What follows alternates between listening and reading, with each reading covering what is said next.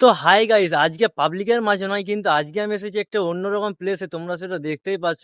তা আজকে আমি কিছু কথা বলবো, তোমরা কিন্তু এটা অবশ্যই শুনে যেও, ঠিক আছে? তো তোমরা অনেকেই ভাবছিলে যে 2025-এ কিন্তু ভিডিও করা শুরু করবে, তোমরা কিন্তু এখনো কিন্তু শুরু করতে পারোনি। তোমাদের মনে কিন্তু অনেকেরই অনেক রকম কোয়েশ্চেন থাকে।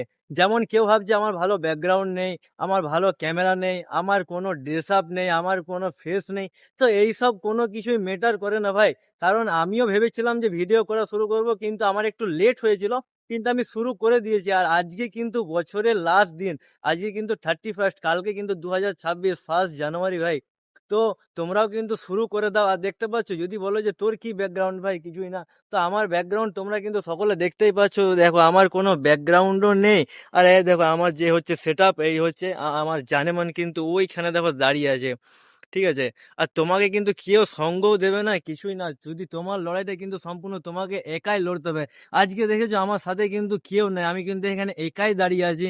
আমি কিন্তু যাকেই বলি ভাই একটু চল ভিডিও করতে, তারাই বলে যে তুই তো ভাই পাগল হয়ে গেছিস, তোর কোনো লাজ লজ্জা কিছুই নেই, যেখানে যাস যা তা ফোন উঠিয়ে বলে দিস। তার জন্যই ভাই আমার সাথে অনেকেই আসতে চায় না।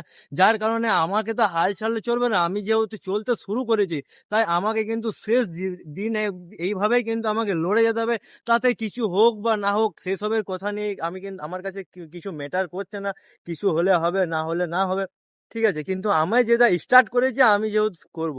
যেমন একটা আমরা যদি কোনো কিছু কাজ শেষ করে দিই, আমরা শুরু করে দিই, তখন কিন্তু আমরা হট করে ছেড়ে দিতে পারি না।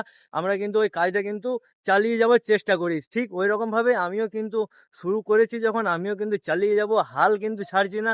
শুধু তোমরা একটু সাপোর্ট করো, তাহলেই হবে, ঠিক আছে?